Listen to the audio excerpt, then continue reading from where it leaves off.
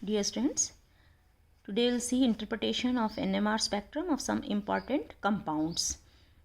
First is ethyl bromide. Suppose ethyl bromide का अगर हम CH3CH2Br इसका अगर हम सिग्नल NMR स्पेक्ट्रम स्टडी करें तो हम देखते हैं कि जब हम इसका स्पेक्ट्रम लेते हैं तो हमें दो सिग्नल मिलते हैं, दो जगह पर मल्टीप्लेट मिल रहे हैं, एक 1.7 पर और दूसरा 3.4 पर। एक जो 1.7 पर है वहाँ पर हमें ट्रिपलेट मिलता है और 3.4 पर हमको एक क्वार्टेट मिल रहा है। इसको हम इंटरप्रिटेशन के लिए देख सकते हैं कि CH3CH2Br में टोटल 5 प्रोटॉन प्रेजेंट हैं और इन 5 प्रोटॉन का हमें सिग्नल मिलेगा।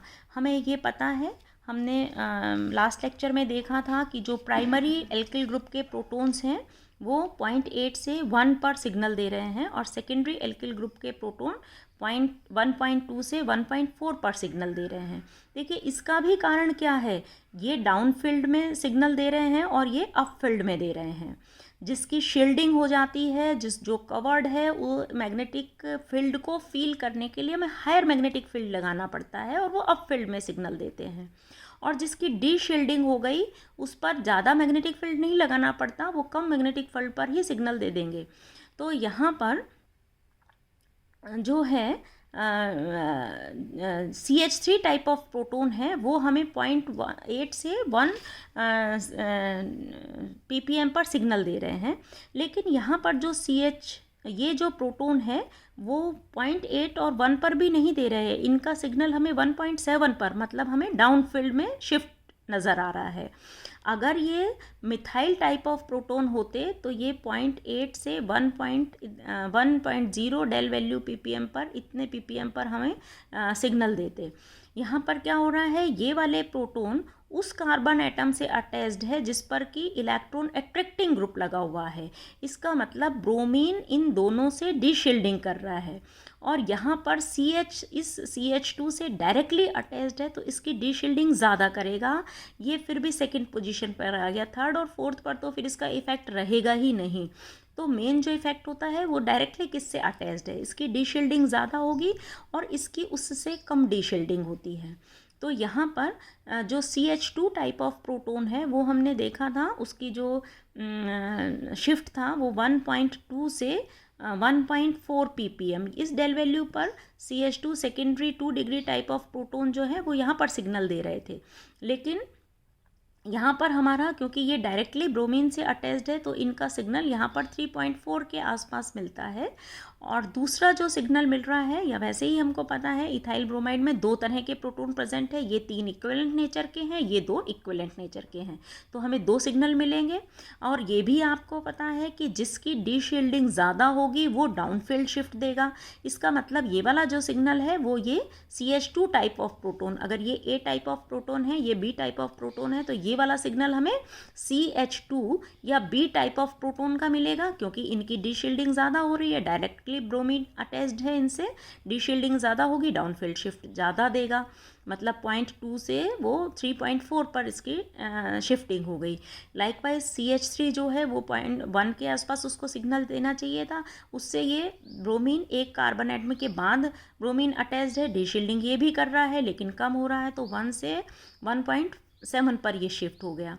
तो ये वाला जो सिग्नल है this is primary methyl group का CH3 वाले प्रोटॉन्स का सिग्नल है। अब अगर हम इनमें स्प्लिटिंग देखें तो ये 2 प्रोटॉन प्रेजेंट है, CH2 के 2 प्रोटॉन हैं। ये एडजेसेंट कार्बन एटम पर जो प्रोटॉन प्रेजेंट है उसको 2 तरह से आपको पता है, या तो इन दोनों प्रोटॉन का स्पिनिंग अकॉर्डिंग टू द या इन direction of external magnetic field की ही डायरेक्शन में हो, उसी के अलाइनमेंट में हो, या एक उसके सेम अलाइनमेंट हो, एक अपोजिट डायरेक्शन में हो, या ये सेम हो, ये वाला अपोजिट डायरेक्शन में हो, या दोनों अपोजिट डायरेक्शन में हो।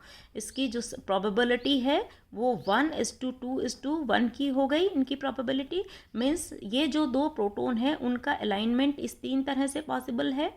ये मैग्नेटिक फील्ड की स्ट्रेंथ को थोड़ा बढ़ा देंगे, ये घटा देंगे, और ये उतनी ही रहेगी। तो ये वाले जो प्रोटॉन है वो एडजेसेंट प्रोटॉन्स को 3 तरह से इफ़ेक्ट कर सकते हैं। मतलब ये वाला जो CH3 का सिग्नल हमें मिल रहा है, ये सिग्नल इन प्रोटॉन्स की प्रेजेंस के कारण यहीं पर एक सिंगलेट मिलना चाहिए था, लेकिन इनका अलाइनमेंट ऐसे ऐसे कैसे प्रेजेंट है, इन तीनों में से क्या पॉसिबिलिटी है, उसके अकॉर्डिंग वो इसको स्प्लिट कर देते हैं ट्रिपलेट में। लाइकवाइज CH2 जो है मिथाइलिन टाइप ऑफ प्रोटोन, ये हमें 3.4 पर सिग्नल दे रहे हैं। ये क्यों क्वार्टेट क्यों मिल रहा है? क्योंकि साइड वाले कार्बन एटम पर, इसके साइड वाले कार्बन एटम पर 3 प्रोटॉन प्रेजेंट है और इन तीनों का अलाइनमेंट आपको बताया था, इस तरह से तीनों सेम डायरेक्शन में हो सकते हैं, 2 सेम डायरेक्शन में एक अपोजिट, और इसमें से भी ये अपोजिट या फिर ये अपोजिट इस तरह से हो सकता है, या 2 ये अपोजिट एक सेम डायरेक्शन में, ये अपोजिट ये सेम डायरेक्शन में, या ये अपोजिट ये दोनों सेम डायरेक्शन में, या तीनों के तीनों अपोजिट उसके स्पिन हो सकता है एक्सटर्नल मैग्नेटिक फील्ड के। तो ये 4 पॉसिबिलिटी हो गई। तो वो इसको, ये 3 जो प्रोटॉन हैं, इनके अलाइनमेंट के अकॉर्डिंग वो मैग्नेटिक फील्ड के साथ क्या इंटरेक्शन कर रहे हैं, केमिकल शिफ्ट इसी पर डिपेंड करता है। स्प्लिटिंग जो है, स्पिन स्प्लिटिंग, दैट डिपेंड्स कि हमें जो सिग्नल दे रहा है वो उसके साइड वाले कार्बन एटम पर जो प्रोटॉन्स हैं उनका स्पिन एक्सटर्नल मैग्नेटिक फील्ड के साथ कैसे इंटरेक्ट करता है, जो B0 है उसके साथ कैसे इंटरेक्ट करता है। थोड़ा सा घटा देता है तो हमें ज़्यादा मैग्नेटिक फील्ड लगाना पड़ेगा, अगर वो कम कर रहा है तो हमें कम पर देगा, और कुछ इफेक्ट नहीं कर रहा तो बीच में देगा। तो यहाँ पर 4 प्रोबेबिलिटी है, उसके अकॉर्डिंग ये वाले 3 प्रोटॉन इसको क्वार्टेट में स्प्लिट कर देते हैं। मीन्स ये हमें एक ट्रिपलेट मिलता है और यहाँ पर एक हमें क्वार्टेट मिलता है इन CH2 का। तो ये स्प्लिटिंग हो गई, और position due to electron attracting group downfield shift हो गए दोनों ही, 1.7 पर 3.4 पर। तो 2 टाइप ऑफ प्रोटॉन है तो 2 सिग्नल मिलेंगे। ब्रोमीन इनकी डीशील्डिंग कर रहा है, तो इसलिए डीशील्डिंग के कारण हमको डाउनफील्ड शिफ्ट दे रहे हैं 1.7 3.4 पर। और स्प्लिटिंग जो है वो CH3 में 3 है तो ये इसको 4 में स्प्लिट कर देगा, इसमें 2 प्रोटॉन है तो वो उसको 3 में। आपको पढ़ा था n+1 स्प्लिटिंग जो होता है वो नंबर ऑफ प्रोटॉन +1, और अगर दोनों तरफ प्रोटॉन प्रेजेंट हो तो n+1 इंटू m+1, इतने में नंबर ऑफ जो स्प्लिटिंग होती है वो स्प्लिटिंग किसके अकॉर्डिंग होती है, वो इसमें कि 2 प्रोटॉन है तो 3 में स्प्लिट करेंगे, 3 है तो 4 में स्प्लिट कर देंगे एडजेसेंट वाले सिग्नल को। तो इस तरह से ये स्प्लिटिंग इसमें हो जाती है। हमको जो देखने में मिलता है वो एक ट्रिपलेट और एक क्वार्टेट मिलता है। तो इस तरह से हम इथाइल ब्रोमाइड जो है उसको एक्सप्लेन कर सकते हैं कि इसमें 2 सिग्नल मिलेंगे, methylene type of proton and methyl type of proton के, और इनकी शील्डिंग हो जाएगी due to the presence of -I effect of bromide. तो इस तरह से ये सिग्नल देते हैं। जब तो मॉलिक्यूलर, वैसे भी जब कभी भी इस तरह का मॉलिक्यूलर फार्मूला है, C इथाइल ग्रुप अगर प्रेजेंट है तो उसके एक ट्रिपलेट और एक क्वार्टेट अगर ये पास पास मिल रहा है तो हम एज्यूम कर सकते हैं कि इथाइल ग्रुप प्रेजेंट है। यही दोनों एक दूसरे को जो अप फील्ड में है ट्रिपलेट मिलेगा और डाउन फील्ड में है वो क्वार्टेट मिलेगा। तो ये पास पास अगर इस तरह से एक ट्रिपलेट और एक क्वार्टेट मिल रहा है, we can assume that ethyl group is present. अब इथाइल ग्रुप के साथ में कौन कौन से इलेक्ट्रॉन अट्रैक्टिंग या इलेक्ट्रॉन डोनेटिंग ग्रुप है, कौन से ग्रुप है, उनका इलेक्ट्रॉनिक एनवायरनमेंट क्या है, उसके अकॉर्डिंग इसमें थोड़ा सा केमिकल शिफ्ट हो सकता है अप फील्ड या डाउन फील्ड में। नेक्स्ट जो कंपाउंड है वो अगर हम देखें, इथेनॉल CH3CH2OH। पहले तो ये बताइए कि इसमें नंबर ऑफ सिग्नल्स कितने मिलेंगे, कितने टाइप के इक्विवेलेंट प्रोटॉन्स प्रेजेंट है। CH3CH2OH 3 तरह के हो गए, 1 type of proton, this is second type of proton and this is third type of proton. CH3 3, ये एक प्रोटॉन है एक जैसे नेचर के, CH2 एक जैसे के, तो हमें 3 सिग्नल मिलेंगे। नंबर ऑफ सिग्नल्स हमने देख लिए, इथेनॉल में 3 सिग्नल्स हमें मिलते हैं। फिर अब हम देखते हैं इनकी पोजीशन क्या होगी। तो NMR स्पेक्ट्रम में जब हम इनका सिग्नल देखते हैं तो एक 5 ppm पर एक सिग्नल मिलता है हमें, लगभग 5 के आसपास, एक 3 पॉइंट के आसपास सिग्नल मिलता है, और एक हमें 1.1 के आसपास सिग्नल मिलता है। और अगर हम डाई मिथाइल सल्फॉक्साइड की प्रेजेंस में, मतलब सॉल्वेंट अगर डाई मिथाइल सल्फॉक्साइड ले रहे हैं तो 2 के आसपास, क्योंकि वो सॉल्वेंट है उसमें बहुत ज़्यादा एक जैसे नेचर के प्रोटॉन प्रेजेंट है, तो एक शार्प सा सिग्नल हमें DMSO का यहाँ पर मिल जाता है 2.5 के आसपास, 2.4 2.5 के आसपास एक DMSO का सिग्नल मिलता है। हाईली पोलर सॉल्वेंट है di methyl sulphoxide, it is a highly polar solvent. ये जनरली हम यूज़ इसको करते हैं अगर इस तरह का प्योर फॉर्म में अगर हमको इथेनॉल का स्पेक्ट्रम लेना है, प्योर फॉर्म में अगर वो है तो अब आप देखिए इसमें जो सिग्नल हमें मिल रहा है 1 के आसपास, वहाँ पर हमें एक ट्रिपलेट मिलता है। ट्रिपलेट मीन्स इस तरह से एक सिग्नल मिलता है ट्रिपलेट का, 1.1 पर एक ट्रिपलेट मिल रहा है। इसी तरह से 3.5 इसके आसपास हमको एक ऑक्टेट मिलता है, मतलब इस तरह से 4 5 6 7 8 ऑक्टेट, ये 3.5 ppm पर एक ऑक्टेट मिल रहा है। और 5 के आसपास हमको एक ट्रिपलेट मिलता है। इस तरह से जो सिग्नल मिल रहा है वो एक ट्रिपलेट, ये ट्रिपलेट है, 3 में डिवाइडेड है, 5 ppm डेल वैल्यू है इसकी, और ये है 1.1 पर, ये भी हमें ट्रिपलेट मिल रहा है। एक ट्रिपलेट ये है और ये एक ऑक्टेट है जो कि जिसकी डेल वैल्यू 3.5 है। इस तरह प्योर एल्कोहल अगर हम लेते हैं तो उसका हमें इस तरह से सिग्नल मिल रहे हैं। वी कैन एक्सप्लेन इट कि 3 टाइप ऑफ प्रोटोन हैं तो हमें 3 सिग्नल मिलेंगे। ये मिथाइलिन टाइप ऑफ प्रोटोन है जो कि 1 पर, वैसे भी जनरली 1 पर सिग्नल देता है, थोड़ा सा इसके ऑक्सीजन एटम प्रेजेंट है तो डीशील्डिंग हो गई, तो 1.1 पर 0.8 से 1 की रेंज में देता है, 1.1 के आसपास मिलता है तो डीशील्डिंग होने से यहाँ पर एक सिग्नल मिल रहा है। OH आपने वैसे भी देखा था, डाउनफील्ड में शिफ्ट देता है एल्कोहलिक टाइप ऑफ प्रोटोन, तो ये 5 ppm पर दे रहा है। CH2 जो है वो इसके 3.3 पर, मतलब डीशील्डिंग हो गई है और ये यहाँ पर सिग्नल दे रहा है। अब इसकी मल्टीप्लिसिटी अगर हम देखें तो जो ये A टाइप ऑफ प्रोटोन है ये हमें, आपको पता है ये मैक्सिमम अप फील्ड में शिफ्ट देंगे। CH3 जो प्रोटोन है वो मैक्सिमम अप फील्ड में, यहाँ पर अप फील्ड है और ये डाउन फील्ड है, तो यहाँ पर ये सिग्नल देंगे। अब इसके साइड में 2 प्रोटोन अगर ट्रिपलेट में मिल रहा है, मतलब 2 प्रोटोन प्रेजेंट है, ये 2 प्रोटोन इसको ट्रिपलेट में डिवाइड करेंगे तो ये हमें एक ट्रिपलेट मिल जाता है। इसी तरह OH जो 5 के आसपास हमें सिग्नल दे रहा है उसके साइड, इसका भी एक ट्रिपलेट मिल रहा है, मतलब उसके साइड में एडजेसेंट कार्बन एटम पर 2 प्रोटोन प्रेजेंट है, तो वो 2 इसको भी ट्रिपलेट में डिवाइड कर देंगे जैसे इसको कर रहे थे, लाइकवाइज इसको भी। तो यहाँ भी एक ट्रिपलेट मिलता है, यहाँ भी एक ट्रिपलेट मिलता है, हमें 2 ये ट्रिपलेट मिल गए। एक CH2 जो है उसमें एक साइड CH3 प्रोटोन प्रेजेंट है और दूसरी तरफ OH प्रोटोन प्रेजेंट है, राइट।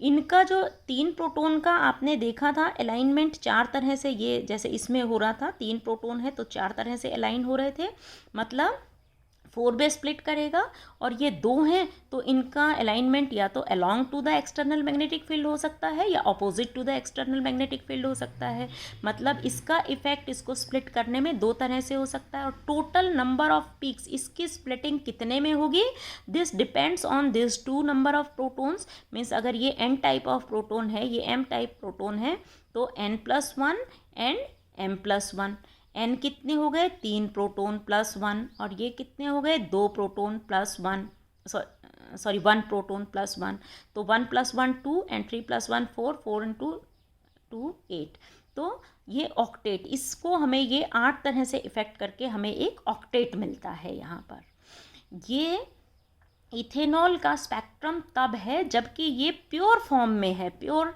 एल्कोहल प्रेजेंट है।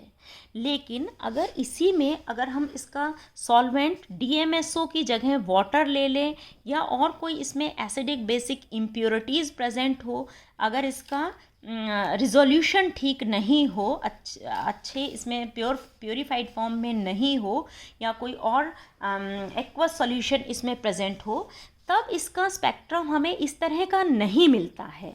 तब क्या होता है, देखिए अगर मान लीजिए एक्वस OH है तो एक्वस OH में क्या होगा, C2H5OH प्लस HOH ये है। अब यहाँ पर ये वाले प्रोटॉन और ये वाले प्रोटॉन इंटरचेंज होते रहते हैं और इसको हम कह सकते हैं C2H5OH मिल जाता है। सपोज़ ये वाला प्रोटॉन था तो यहाँ पर ये प्रोटॉन आ गया प्लस HOH में ये वाला प्रोटॉन यहाँ चला गया, मतलब ये प्रोटॉन इस प्रोटॉन से एक्सचेंज होते रहता है, इंटरचेंजिंग ऑफ प्रोटॉन होते रहता है। इस केस में जब हम सिग्नल लेते हैं तो क्योंकि DMSO नहीं है तो यहाँ पर हमें ये DMSO का एक तो सिग्नल नहीं मिलेगा, दूसरा अगर TMS के रेफरेंस में हम देखें तो यहाँ पर हमें 2 सिग्नल मिलते हैं, सॉरी 3 सिग्नल हमें मिलेंगे इसके। C2H5OH में वैसे भी आपको पता है CH3 CH2OH 3 सिग्नल तो मिलेंगे ही मिलेंगे। तो एक जो सिग्नल हमें मिलता है वो 1.1 पर हमको ट्रिपलेट मिलता है, 1.1 पर ट्रिपलेट मिलता है। दूसरा 3 के आसपास जो है वो हमको एक क्वार्टेट मिलता है और यहाँ पर 5 के आसपास हमको एक सिंगलेट मिलता है, सिंगलेट, ट्रिपलेट और क्वार्टेट। अब ये कैसे मिलेंगे, देखिए 3 सिग्नल मिलेंगे।